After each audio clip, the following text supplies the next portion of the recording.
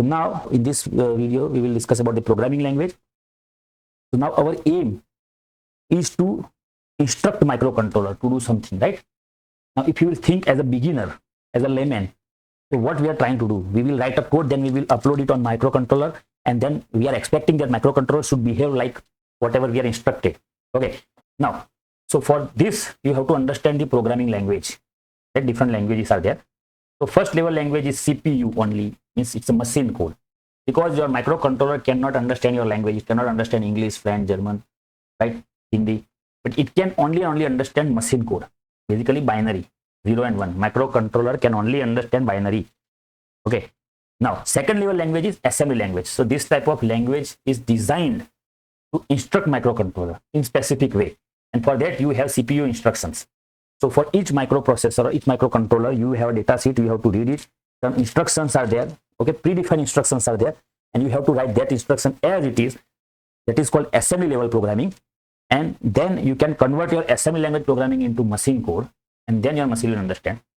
Third level is, you can say, high level language, where Python, Java and C you can combine together. Okay, for this here I just keep them separate. So level 3 is the C level or high level, where you can directly use our this Java, Python or C language. Then our IDE will convert this into directly into machine code, and then we can upload it on machine, and then machine will work accordingly. So for this whole series, you will write C code. GCC compiler translate that C code into assembly machine, and then STM CPU, our microcontroller, will execute our return code, right, by executing 0 and 1s. But you will never see this machine code. So in background, whatever instruction we are given to the microcontroller cannot understand directly it. So in background, our compiler will compile the code, generate the hex file, and then machine will execute it. So the simpler idea is how your code reaches to CPU. So because we are using STM IDE, in future we will use it, and you will write code in, means you will write the C code. So GCC compiler will convert C code into assembly language. Then assembler will convert this, C code will convert into assembly using assembler. Basically, this is the complete flow. And then if you have multiple files, the linker will connect them, and then finally convert the hex file, and then that hex file will load on flash. Okay. So let us not discuss in much detail, because here we are just trying to understand the different layer of language pyramid, right?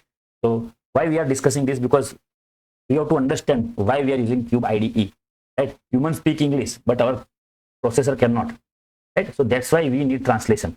So it's like a Google Translate. When you speak English, Google Translate convert this into specific language, let us say Japanese or whatever. Same way, your C code compiler will convert this into machine code, so CPU can understand it, right? So basically, it's a compiler's job to convert this from high level to machine level language. Okay, and again, this is the pyramid. So first level is high level in C.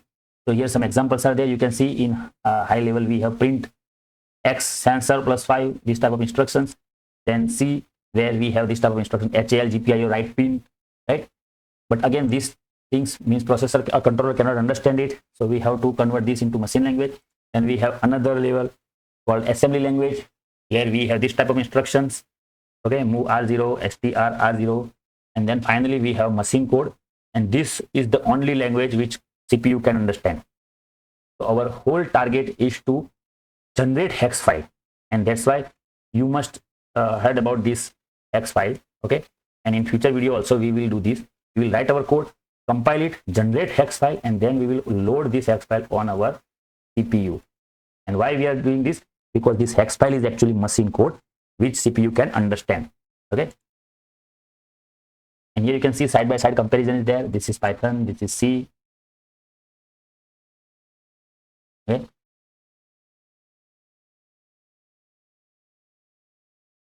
and the size of machine code will be very small, tiny. You can see the footprint, right? Even if you have 6,000, 7,000 line of code, the size would be in MBs, maximum in MBs, 1 MB or 2 MB, right? You can directly upload that on microcontroller will execute them one by one, and that's why this all exercise we are doing to understand this. So you will see in future our hex file will be in KB for now, and if you have more complex system, then it will be maximum in MB. Okay, maximum. Otherwise, it will remain in KB, maximum 500 say KB or 700 KB, depends on our application. So you must remember this. It's one analogy. So learning C, right? Learning a drive, C is universal language. Why we are using this language architecture, language structure? Because C is a universal language, right? Once you know C, you can program any microcontroller, STM, Arduino, ESP32, PIC. These all are different microcontroller.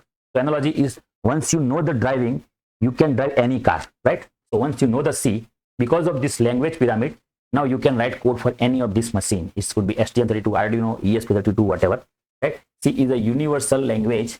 Pick the right tool, okay, and then use it. Again, this architecture, you can see this layer, compiler. This compiler converts C into assembly, assembler converts C into machine, and then place this on STM32. So now in next video, we will blink LED using C programming. Okay, so in that video, I will show you how to write code, how to compile it, how to upload on any microcontroller on specific on this, for this series. We will upload it on STM32. So this is what for today's video. Thank you.